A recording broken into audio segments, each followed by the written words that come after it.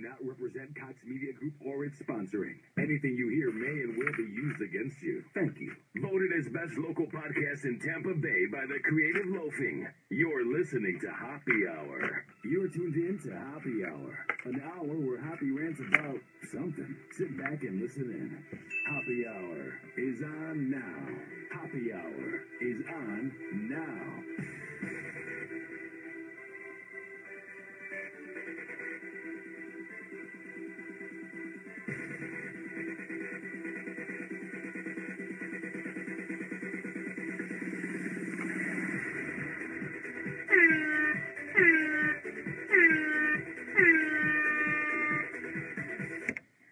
Yo, what's up? This is Hoppe Hour. I am your host, Ryan Hoppe. For the next hour, my goal in life is to change the way you think about things. For the next hour, I want my rants and my opinion to broaden your horizon and to get into contact with me.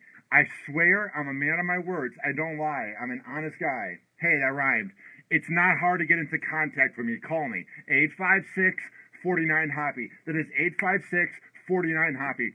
And when I say the phone lines are open, that's when you call in, because it's an online show. I don't have a phone screener. So the best way to get into contact with me is through 856-49-HOPPE. When I say all phone lines are open. Also, tweet at me. I will be sure to interact with it during the breaks on this show via the live broadcast I do via the Hoppe Radio app or Spreaker. I will be sure to check it at Ryan Hoppe Radio. And if you get the Hoppe Radio app from the Google Play or iPhone shop, you can search up Hoppe Radio, Hoppe Radio. And when I do this show live, you can chat me. It's a really cool feature. And you can listen anywhere in the world. I don't care if you're in Cleveland, Louisville, West Virginia, or Tampa Bay. You can get into contact with me anytime. We have so much to get into, but I don't know. I'm trying to figure out a humble approach of how to approach this, but whatever. In life, you got to be a little bit confident. As a quick reminder,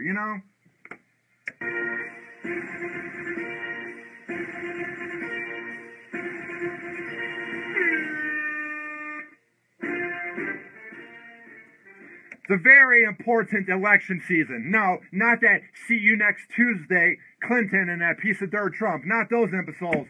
Help vote Hoppe Hour as best local podcast here in the Tampa Bay by the Creative Loafing. Go to tinyurl.com/vote for Hoppe Hour.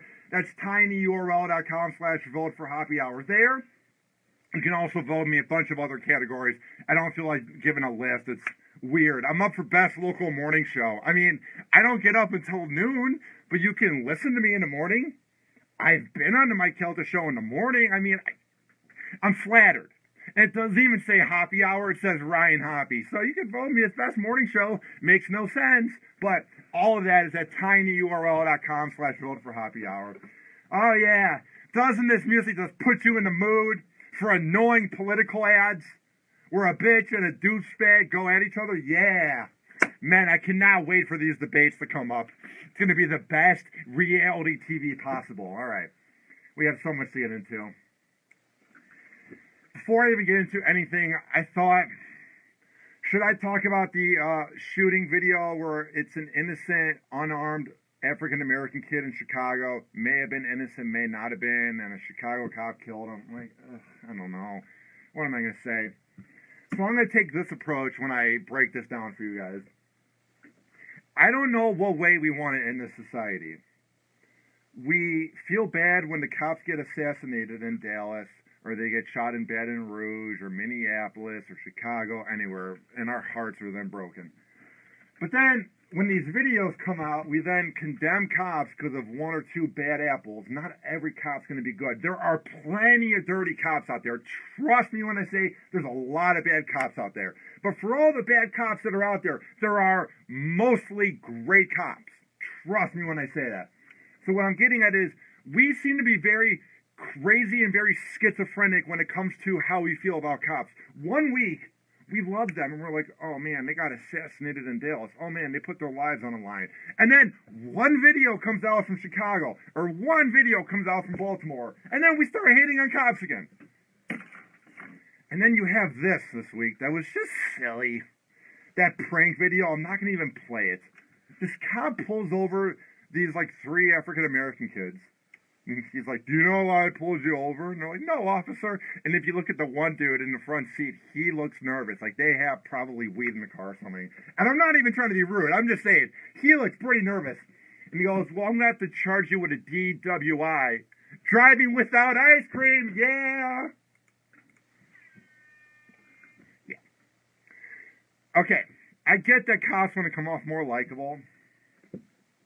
I get that there are mood swings with America, with how we treat the cops. But really, officer friendly, doing a prank video where you pull somebody over is the way to get attention. Really, that's how you're going to do it. That's your approach, is you're not going to do community service or just keep doing your job. You needed to have video evidence that you got a personality. Utterly ridiculous. The problem is, cops need to realize that the few cops that do have viral videos, is what I'm trying to say, those are the cops that we all think of. So when we see cops, we immediately think of the cop that shot that kid dead in Chicago. Or when we see a video of a cop and he pulled someone to the side of the road for a DWI, driving without ice cream, we then think about every single cop and we go, oh yeah, they do those videos. Oh yeah, they shoot people. Cops need to realize that they need to be on their best behavior all the time. And if you really think making these videos is a good idea, these prank videos, you're representing cops in the worst possible way. You're making them come off like imbeciles.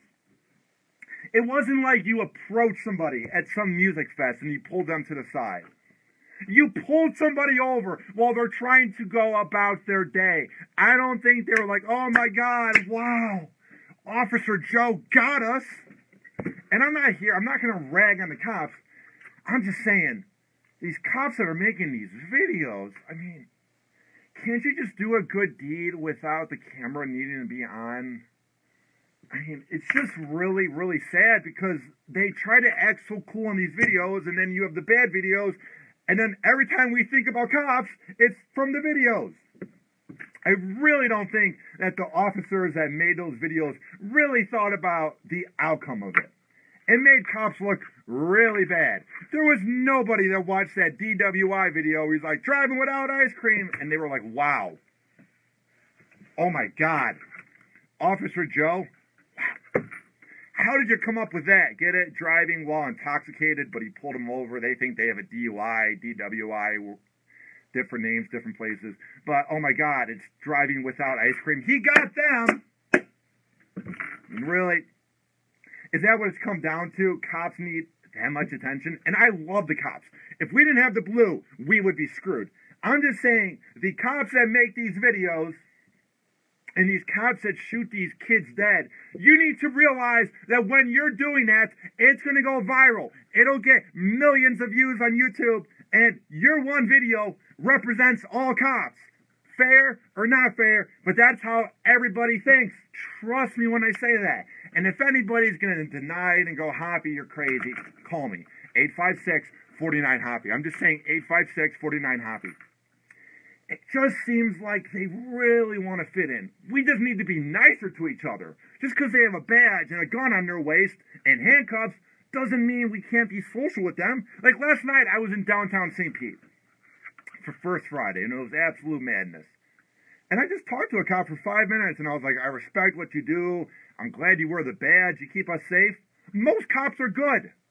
So if we want to fix the problem of all the animosity we've had towards cops recently, number one, cops need to quit making those dumb videos because nobody's impressed by it, and you're making your whole job look awful when you're doing these videos. Number two, we need to realize that not every cop is the same. Nobody is the same person. We all have different DNA. Just because there's a few bad cops or a few silly cops, we can't judge every single cop. And at the end of the day, we're all human beings. We all poop. We all die. Just because they're wearing a badge doesn't make them any different. I know they have more power than us, but let's just try to get along. All right. Call me. The phone lines are open. 856-49-HOPPE. That's 856-49-HOPPE. And I saw this headline from the Daily Mail, and I don't know. I'm not saying that my generation, and I don't know why I'm using the word my as if I represent it, but you know what I mean. The millennials. I'm not saying that we're great. I'm not saying that the millennials have a bright future so far. But here's what I find ridiculous. Here's what I find uncreative about the hate that this generation's been getting recently. This is what I find so hacky and so unoriginal about the Generation X or baby boomers ripping into us. And trust me, this isn't going to be a rant where I'm going to be the punk-ass kid ripping into the older people. This is just how I feel. We are in our 20s right now. We are very, very young. If this was the year 2036 and all the millennials were 40-year-olds taking selfies and doing nothing with their life, then you have the right to judge us. But how dare you judge us when the economy sucks and it's hard to find a job and a lot of hardworking millennials have 2 jobs and live with their parents? How dare you judge us when it's not our fault that we're addicted to social media? Generation X and the baby boomers are the ones that created it. If it wasn't for Jobs making the iPhone, we wouldn't have Snapchat. We wouldn't have Gram and everything. And if you guys had what we had in the 70s, trust me when I say, oh boy, a lot of you guys wouldn't have the jobs you've had for the past 30 years with tenure. There would be videos of you having sex in mud at music fests. There would be videos of you guys doing weed and coke in mosh pitches. That's what I'm trying to say. At crazy rock shows in the 80s. Every generation has their faults. And the reason that this generation is getting more hate is because everyone's like, oh my God, there's video proof. Ugh, shut up. Really? You guys had it so much better back then. Because Pink Floyd was really that good. It's decent music because Kiss is that great.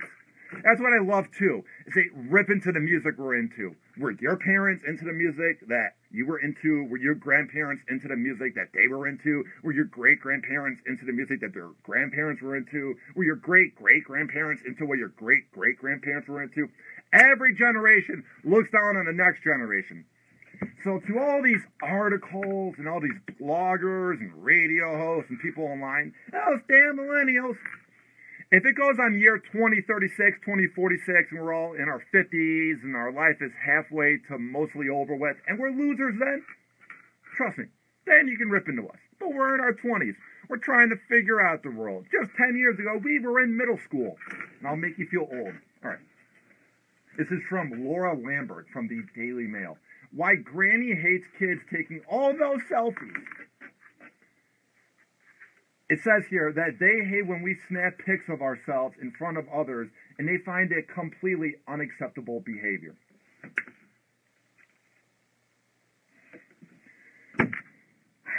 That dead air was for a reason. It's so unacceptable to take a picture in public. If you had smartphones in the 70s, trust me when I say you would be taking pictures when you would go see the Grateful Dead or Kiss or whatever genre of music you were into. Trust me when I say there would be video proof of the madness that went on at those shows and not just pics that you could see. Trust me when I say you would be taking selfies with Jimi Hendrix and a lot of the famous celebrities. Trust me when I say all the crazy celebrities now that seem insane because of social media, all the actors that are classy, like Clint Eastwood, Robert De Niro, all the ones that we look up to, I'm sure they partied hard too. It's just because we have the video access of the fact that you can put something online immediately, that we're just getting all the hate. Shut up. Ridiculous. I'm over this. And it's not even that I'm self-conscious, that I care what they think about us. It's just getting really, really, really repetitive. Come on. Like I said, if in 20 years we're doing nothing with our life, I got it. But things aren't really good right now. You have a rich egomaniac running for president, and people think that a guy from The Apprentice is presidential material. And then you have the scumbag wife of a decent president who hung out with her husband after he got a blowjob in the office, and she didn't divorce him. She might be our president. Things are not good right now. Sorry that the millennials don't have it all figured out like you guys did. Generation X and baby boomers. I'm sure you had everything going on at age 24. Bet you had the whole world figured out. That's what I'm saying. It says here, it might be a little vain, but the younger generation has become perfectly normal to taking pics of themselves on a smartphone in public. To their grandparents, however, snapping selfies in front of others is completely unacceptable. With 4 out of 10 people that are above the age of 70 thinking that way. Says here, this isn't the one thing that is getting a lot of complaints about, but they are really, really sick of the smartphone use. And then they have a pic of like a really pretty girl taking a selfie at a music fest. Because that's what I love too.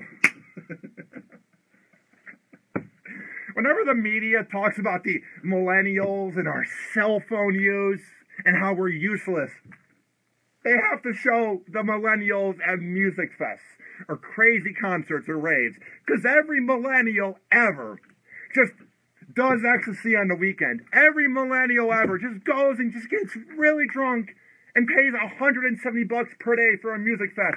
Because we can afford that. Because every millennial just pops ecstasy and goes see some EDM guy like David Guetta. Yeah, because that's what we all do. No. Last night, I just went to downtown St. Pete and got a few drinks with my friend that's 35. We're not all imbeciles. I just love how that's the first pick they go with, you know?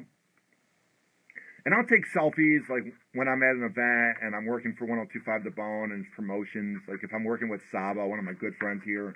You might know her from the Mike Kelta Drunky Drunk Party. Just a really sweet girl. Whenever we're working events, she's fun to be around. I want to document this pic because it's a fun event. Wow. I took a picture in public. Oh, no. Oh, no. A date. They take a pic of themselves at a comedy club because they like each other and they want to document this moment. Oh, no. All right.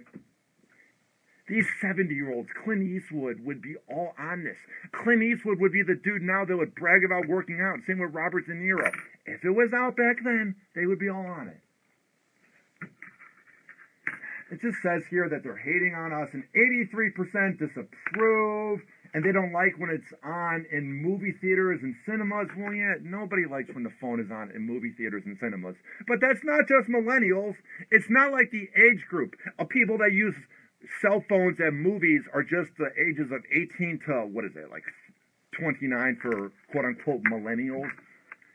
I'm sure Project X, or I meant to say Generation X. I'm sure they never use their phone, or baby boomers. It's just millennials that use the phone at the movie theaters. To me, articles like this are very, very lame. It's a slow news day. I'm sure the Daily Mail needs to have enough news on their website, so they're just scrambling to cover something. Here's the final thought I will bring to the table, before I go to a break. Here's the thing. Not sitting here and saying that millennials have it figured out. I'm not saying we have a bright future. We do have a problem. We love to use social media. But so does everyone. Everyone likes it. Here's the other thing. And I was debating if I wanted to take this angle, and I was debating if I wanted to do this. Whatever. If I come off like a bratty kid, fine. Whatever. Here's the thing. My problem is the fact that a lot of parents were their kids' best friends growing up, and a lot of parents made their kids into the bratty millennials that they are now. So what I'm getting at is, I'm not saying it's all our parents' faults, but they're the ones that had sex, and then 9 months later gave birth to us, and then were our influences growing up. I have a great mom, and I had a great dad. They were very religious. They kind of hid me from the public. It wasn't healthy. Now I'm getting out now. What I'm getting at is I had good parents. But there were tons of parents that would smoke weed and have drinking parties with their kids. And those are the kids that don't know what they're doing with their life. And those are the kids that are getting ripped on by Generation X, the same age as their parents that grew them up, and their grandparents, the same grandparents that took care of the parents that grew us up. It's all a chain. Yes, we have a lot of flaws, the millennials. Yes, we might be very ego-filled and we need attention. but it all begins somewhere. All right, call me. 856-49-HOPPY. It is 856-49-HOPPY. We will be right back on Hoppe Hour after this. Hang on. Hoppe Hour.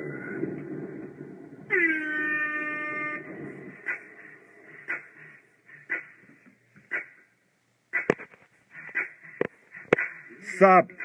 What's up? Avnish, how you doing, man?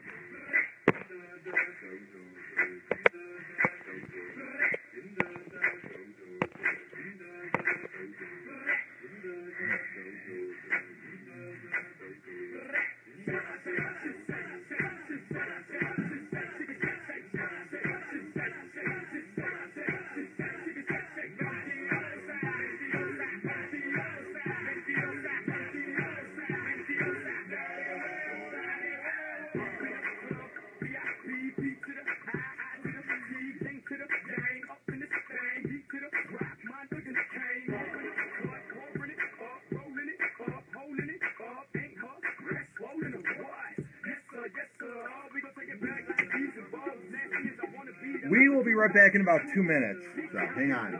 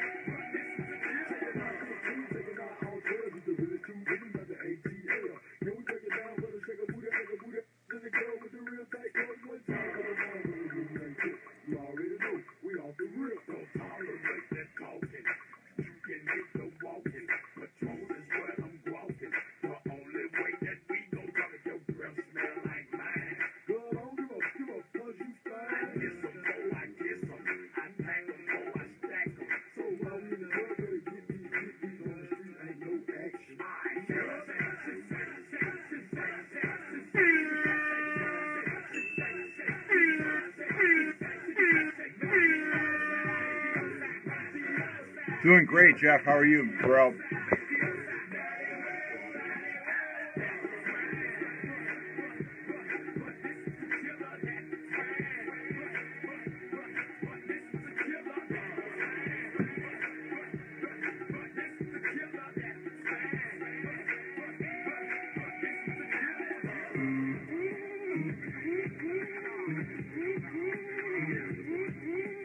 Tweet Hoppe at Ryan Hoppe Radio. Email him, Ryan@HoppeRadio.com, and give him a nice, sexy Snapchat at Hoppe Radio.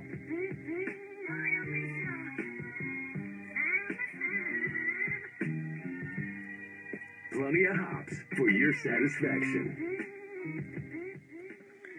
I have been obsessed with this song all week long. It's called Body Bags, and it's by 50 Cent. It kind of reminds me of, like, his first album, Get Rich or Die Trying.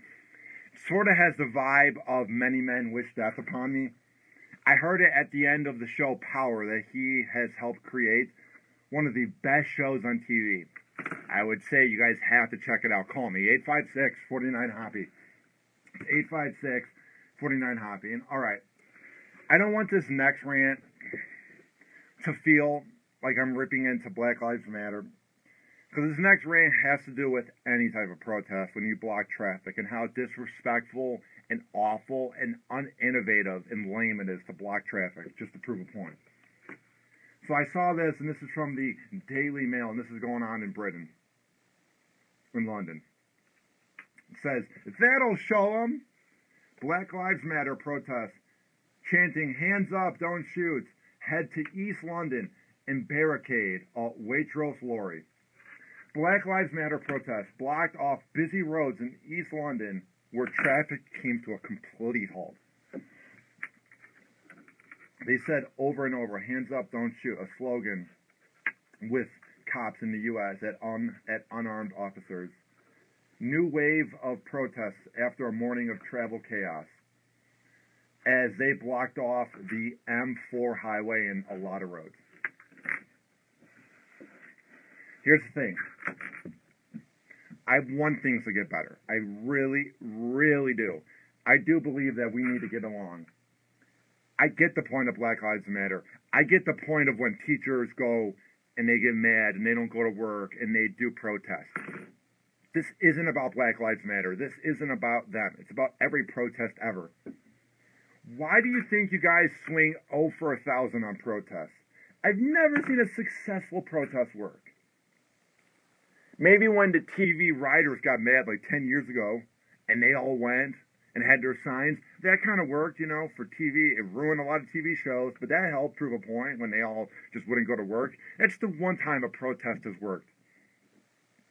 When you're blocking traffic and you're in people's way and you're making a commotion and you're really loud and you're annoying people, nobody is going to then think of your, let's say, protest or your matter that you're trying to spread or your activism, and they're not going to think of it positively.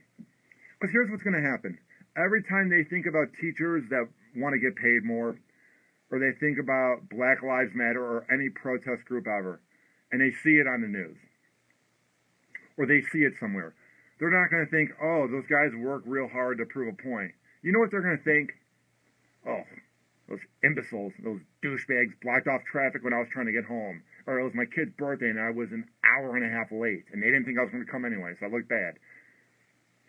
Everybody in traffic wants to get somewhere. That's why there's cars out there. Everyone's trying to get home from work or trying to get to work, trying to get to school, trying to get to their booty call.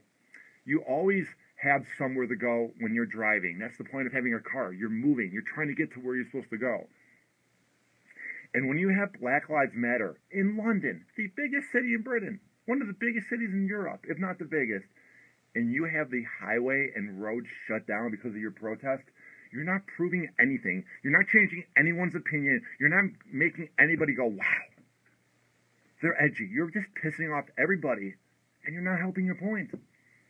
How about you do protests where you let traffic go by, and you don't block the roads, and you don't scream at the top of your lungs?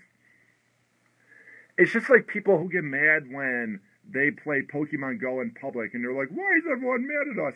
It's because you're at a park at 4 a.m. in Tampa blocking off traffic. If you get in people's way and you mess up trying to get somewhere, or you mess up the roads, the first thing they're going to think of is negative. Nobody is going to be rooting for you. Just saying. It says the group also targeted the Birmingham airport and that proving. What did you get by shutting down the train in London? The train. What did you get? Did you go home that day, take off your outfit, and you put down your signs? And this is for any protest ever, not just Black Lives Matter. I want to specify that. But did you go home and you're like, "Oh my God, we caused a bunch of people from getting to the, let's say, nightclub or concert they want to go to, or they have to get to school, or they have to get to work." We really proved the point. By being an inconvenience to everyone else, we really showed why we matter. All right, we have someone on the phone line. Let's see how this goes. Hoppe Hour, who's this? Anonymous. All right, what do you want to say, Anonymous?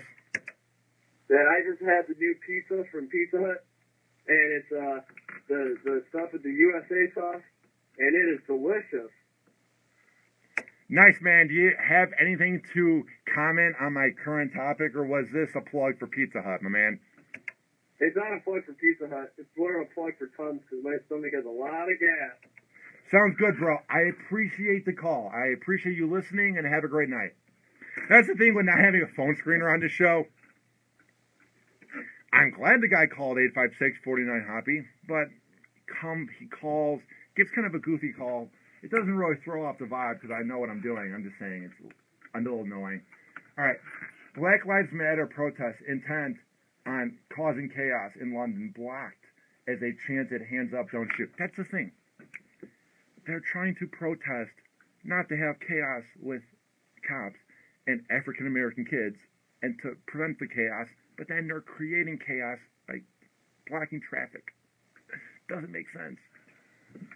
The group of so far peaceful protests marched through East London and blocked traffic in Whitechapel and Shoreditch, annoying drivers heading to the trendy area. So this was on a Friday night, you know. Everybody's trying to just have fun. They work their 9 to 5 every day. They just want to relax. You know, they're in London. Maybe it's people, it's their last night in town in London. They got a nice vacation. They hate their life in America. And then Black Lives Matter, or any protest ever, has to block the traffic. I mean, I get annoyed when people in Florida watch traffic, and they'll watch a car crash on the side of the road. It's not like that in the Midwest. All these transplant drivers down here go, oh my God, there's a car crash over there. I have to watch it and go 5 miles per hour on the Howard Franklin. Get the hell out of here. That's what I don't get is people don't really seem to get the point of the mobile vehicle. They don't really seem to get the point that it's automotive and it can take you anywhere. And if you want to observe a car crash, walk on the Howard Franklin and just look at it. But we have to get somewhere. Same with these protests. If you want to prove a point, just don't block traffic. We're trying to do something. It is after a wave of protests this morning, which saw protests from the Black Lives Matter group bring transport routes to a complete halt by blocking the entrances to airports.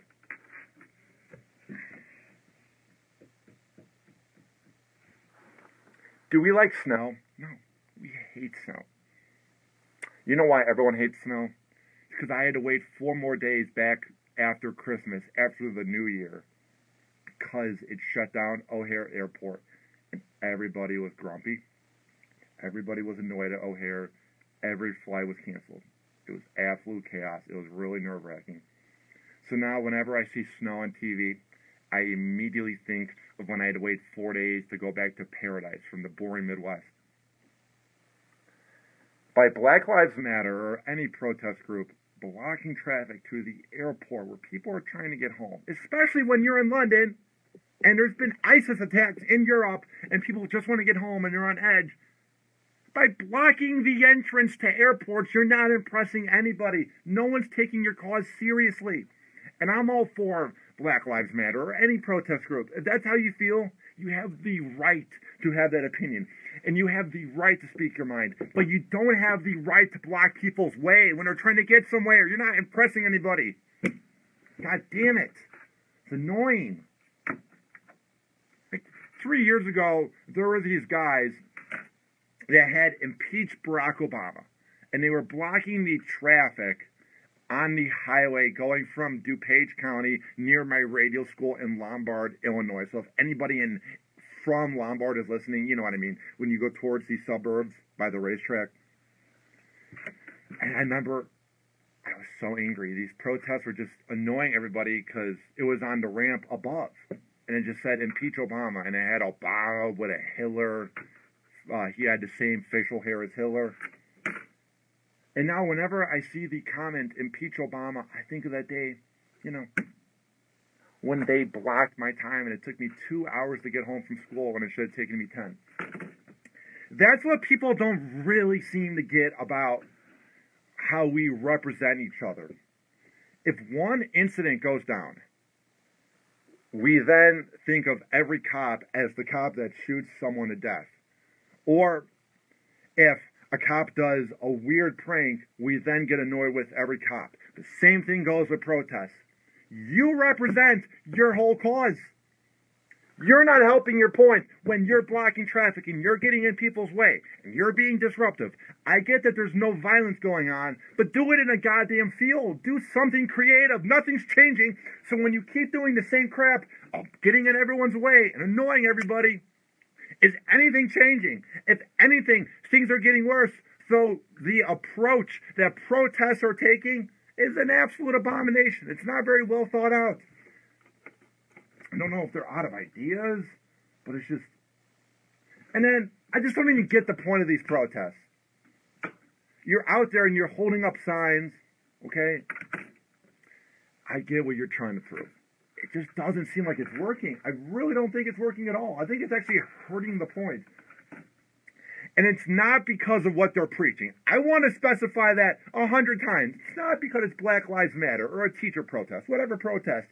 It's the fact that you're not going about it the right way. And you're going about it with this cocky, arrogant approach and swagger. And it just pisses people off. All right, there's not much more to this article. It just talks about how it blocked off traffic. People were trying to get to the trendy bars. And it annoyed a lot of Americans that were visiting. All right, call the show. 856-49-HOPPY. That is 856-49-HOPPY. And tweet at me, Ryan Hoppe Radio. And message me via the Hoppe Radio app. And I will be sure to get to it in real time. We will be right back on Hoppe Hour. Up next, I'm going to take you guys back to 2006 with Lighters Up by Lil' Kim. Hang on. Hoppe Hour.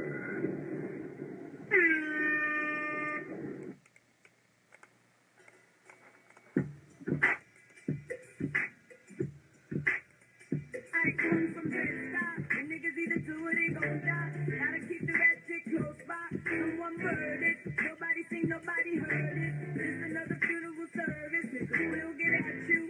Come through shining, they at you. Broad daylight, kidnap you. That shit come through, police stay on us like tattoos. Niggas only grind cause we have to. Money is power, swing, crack, weed, and powder. Things come through every hour, it's all about that dollar. And we no deal with cowards. Weak lamb gets devoured by the lion in the concrete jungle. The strong standing rumble, the weak fold and crumble. It's the land of trouble. Brooklyn, home of the greatest rappers. Big comes first and the cream comes after.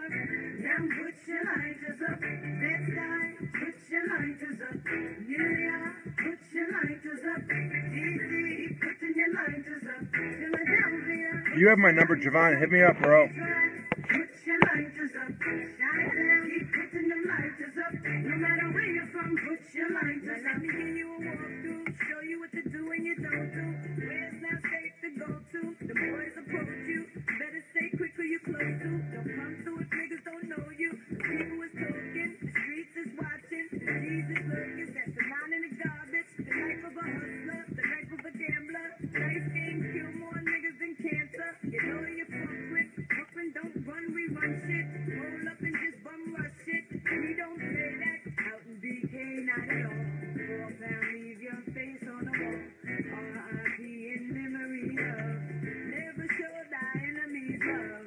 We get it on when we live. Better have a pass when you cross that bridge. Welcome to Brooklyn. Put your lighters up. L.A. Put your lighters up. V.A. Put your lighters up. Texas, keep putting your lighters up. New Orleans, put your lighters up. St. Louis, put your lighters up. ATL, keep putting them lighters up. No matter where you're from, put your lighters up. Damn, homie, I'm so tough. And I don't think I'm ever gonna smoke no more. And I don't think I'm ever gonna drink no more. Well, fuck it, bartender, you can give me one more. We in the club like, damn, homie, I'm so tough. Life in the notch, I'm never gonna smoke no more. That's in the club like, never gonna drink no more. Back at the bar like, bartender, you can give me one more. See, niggas told you, I'm the hottest bitch on the planet. Biggest sex symbol since Janet. Just a lusty bandit. Laying in the cut like a bandage. Come through for the street in the vanquish. Doing the bandage.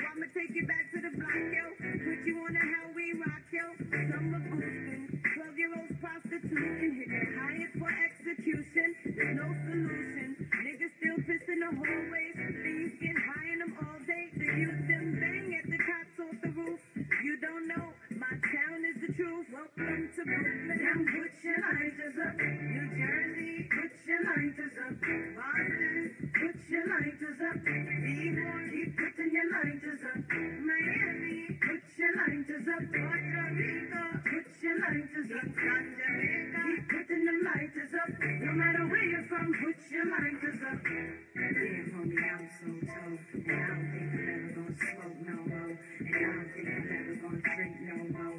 But fuck it, bartender, you can get me one more. We in the club like, damn, homie, I'm so tough. That's in the Dutch like, never gonna smoke no more. That's in the club like, never gonna drink no more. Back at the bar like, bartender, you can give me one more.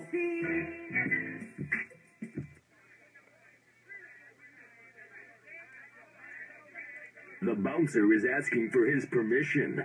This is Hoppe Hour.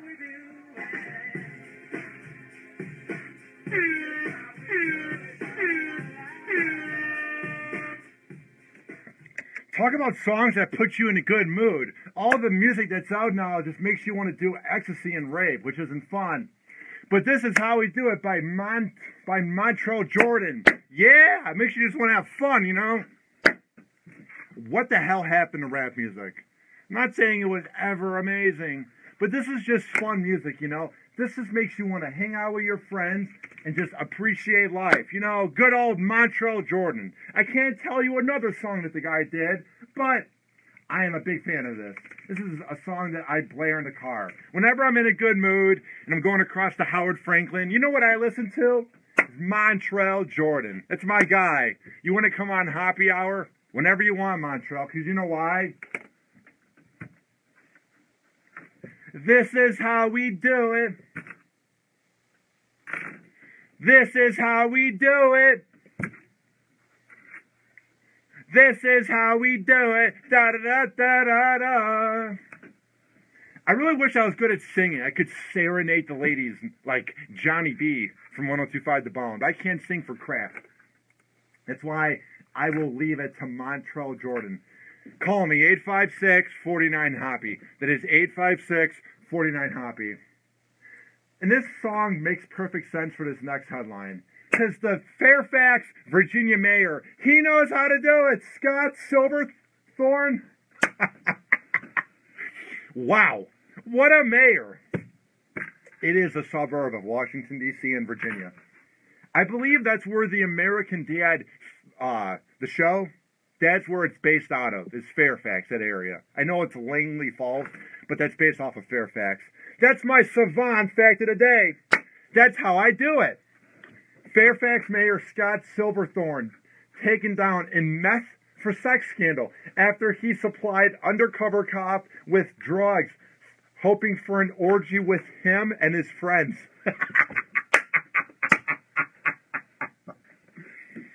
What I love is presidents, mayors, you know, whatever, any type of person.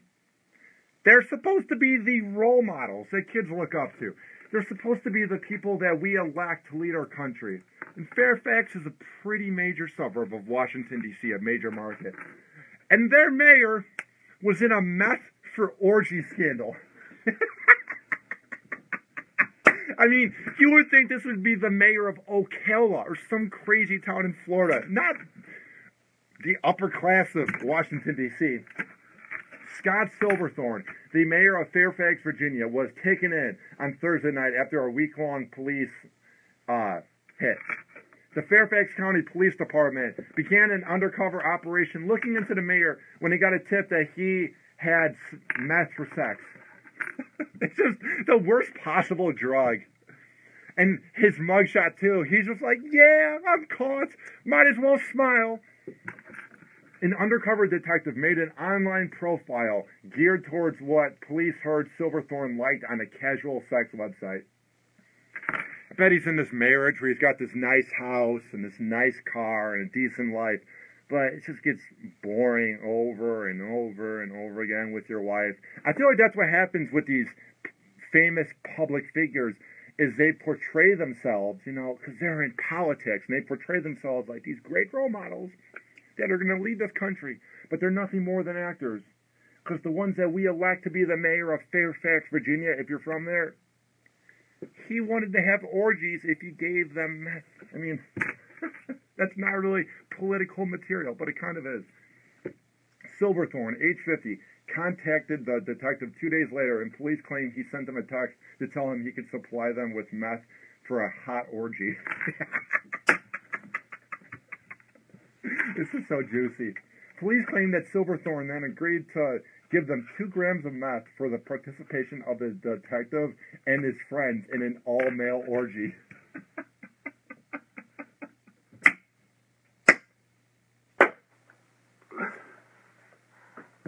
Here's my thing, is if he was some everyday regular Joe, or if he was some average mayor of some small town in Tennessee, you'd go, whatever. But Fairfax is a pretty big suburb of Washington, D.C., and he's cheating on his wife in an all-male potential orgy where he gives them meth. Love every second of this.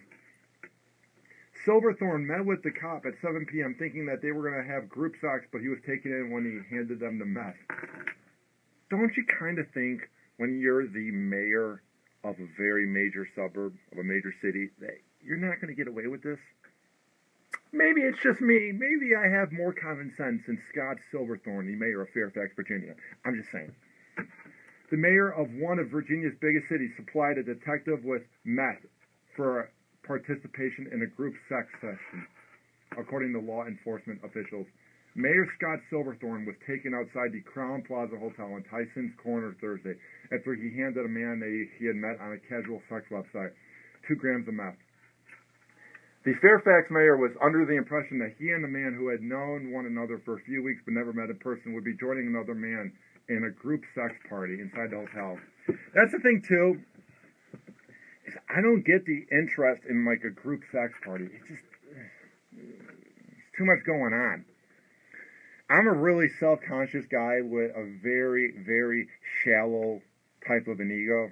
I'm a good guy. I'm nice. But I couldn't be around other dudes, number one, during sex just because I'm not into that. But I also wouldn't like the idea that they're potentially pleasing the girl more than me. I need to have the attention on me, so I don't really get the point of group sex. Maybe I'm missing out on it. Call me, 856-49-HOPPY. Do you have an experience that spiced it up? He commented on his arrest in a Facebook post on Friday, writing, "I ask that you allow the process to proceed before rushing to judgment, as tough as that may be." What's going to happen? Because you have money, and you're the mayor of Fairfax, Virginia, what's going to happen? You're going to get away with it. You're going to pay it off. Why should we wait to judge you? If you get away with this, we're going to keep on judging you. Even if you didn't do this, the fact that you were accused of it, you were in the wrong place at the wrong time. But we know that he was going to give them meth, and he did, for a gay orgy. You were caught red-handed, dude. You were caught white-handed, no pun intended. I mean, of course we're going to judge you. That is the most bland response to getting taken in. That's when you know he's guilty, is when he can't even come up with an original post. He's like, as tough as it may be, because I'm pretty much caught red-handed, please just don't judge me. Basically what he's saying. Silverthorne allegedly reached out to the undercover cop last month after coming across his profile online, just 2 days after they set up a bogus account. The man began to text soon after, and during one of the late-night texts, Silverthorne told the cop that he would supply him with meth. Soon after that is when police say that Silverthorne sent a text to say that he would give the cop meth if he agreed to go down on him. Man, it gets juicy. The cop agreed and said that he would bring other men to the group gathering just as a reward. I bet this dude loved every second. He's like, oh my God, this is going to be the greatest session ever. Kim doesn't know how to go down on me. She's the worst wife, but these dudes will. And then you're just caught white-handed. Silverthorne showed up on Thursday at around 7 p.m. and was taken in by the cops on charges of meth and misdemeanor possession of drugs. He was not booked, and he was released later that night. Of course he was, because he has money. He has appointed Councilman Jeff Greenfield as acting mayor at this time. His second job as a teacher was never in jeopardy because he was already terminated this year. Somebody needs to do some research and figure out why he got his job terminated as a teacher. I would love to know the guy who is setting up group sex for meth when you're married.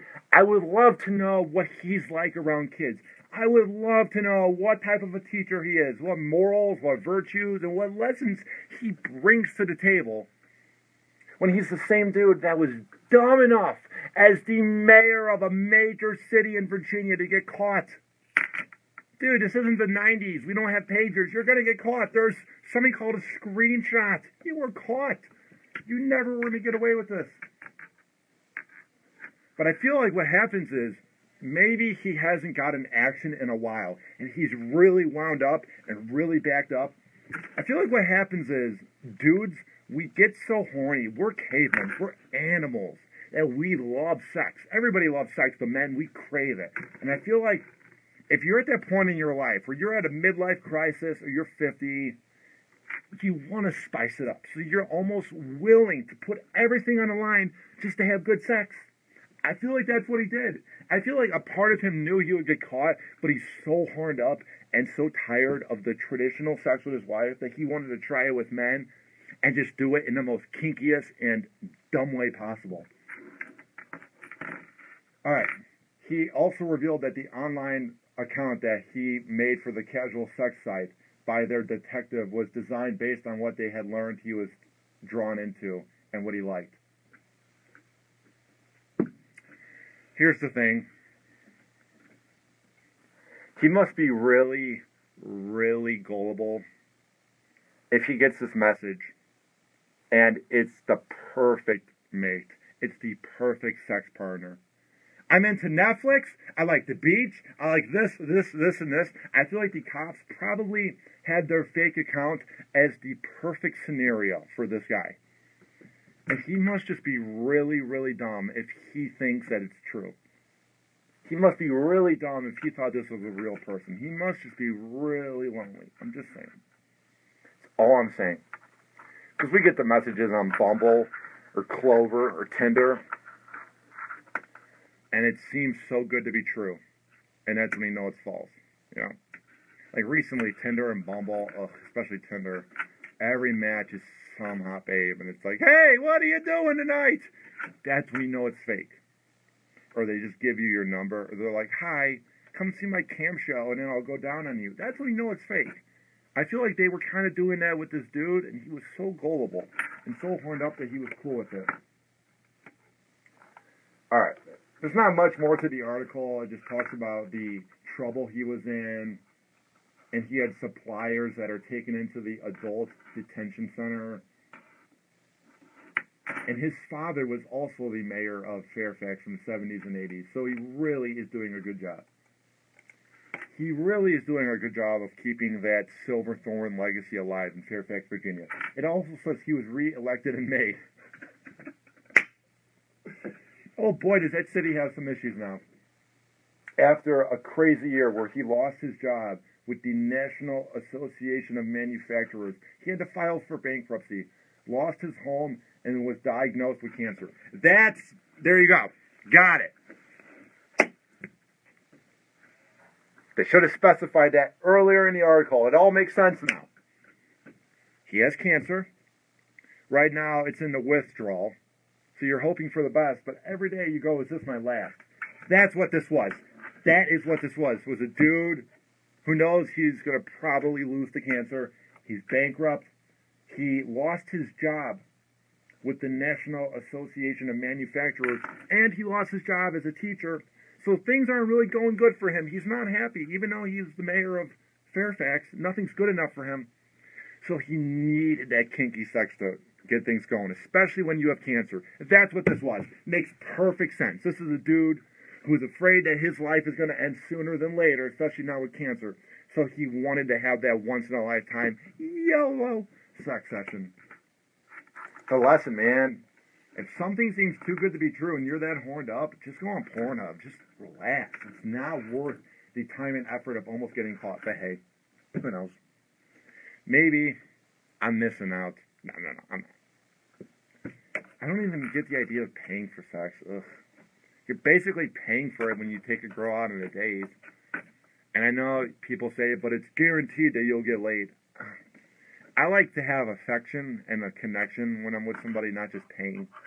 So it's just not my scene. But hey, I'm a really, really dorky guy, so maybe I'm just not the demographic of this type of life, and I want to make it in life, so I don't want to have a criminal record and be a 50-year-old mayor of a major city and not appreciate what I have. I'm just saying. Call the show. We're about to end it. 856-49-HOPPY. That's 856-49-HOPPY.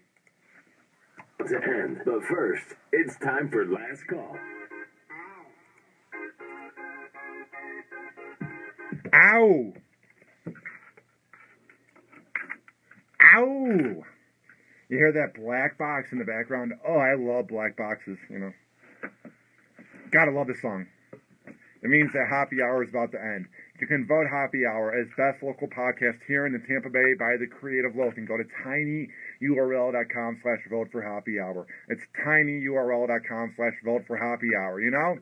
Yeah! Ow! Ow! I hurt myself. Ow! That hurt. Get it? When you go to tinyurl.com/vote for Hoppe Hour, I'm under Best Local Podcast, Best Internet Radio Show, Best Local Radio Personality, Best Morning Show, Best Twitter, whatever, Best Citizen. If you want to vote for me, I'd be honored. It'd mean a lot. If not, whatever. Tweet at me, at Ryan Hoppe Radio. Go to my website, ryanhopperadio.com. If you want to see Hoppe Hour live in action, and you're not friends with me, and you want to see my goofiness go back and forth as I rant, you can watch the full archive at tinyurl.com/Hoppe Hour live. It is tinyurl.com/Hoppe Hour live.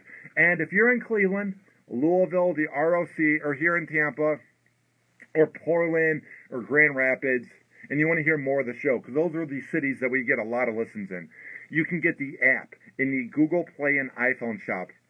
Search up Hoppe Radio, HOPPE Radio, and you can listen to the show anywhere in the world at any time. Podcasts are big right now. Mobile apps are big, so why not support this little show? Right, that's about it. You can go to tinyurl.com/Hoppe Hour decal. For $2, you can support my sponsor, Solis Graphics out of Duluth, Minnesota, my guy Nicholas Seymour, and get some nice decals. And finally, Simply Prepaid out of T-Mobile in Gulfport. Call them at 727-331-1934. That's 727-331-1934. And they're at 5014 Gulfport Boulevard South. And if you go there and tell them that I sent you, and you talk to Tony Spinney, his lovely wife, Patrick McVicker, Ryan in the tech department, they're one of the most loyal sponsors I have for the show. They will hook you up with a great deal. So they are at 5014 Gulfport Boulevard South, 727-331-1934. It's 727-331-1934. All right. I will be doing a Hoppe Hour on Monday as Tyson Monroe will be here for Tyson's Monday playlist. Cannot wait. Or it's Flo's Monday playlist, rather. And I will be doing a show on Tuesday. But next week, I will be going to the Morning Show Boot Camp Radio Conference up in Atlanta. And I will be there for about 3 days. So Hoppe Hour will be on hiatus. But you can listen anytime, anywhere in the world. So that's no excuse not to tune in. This has been Hoppe Hour. I am your host, Ryan Hoppe, saying peace out.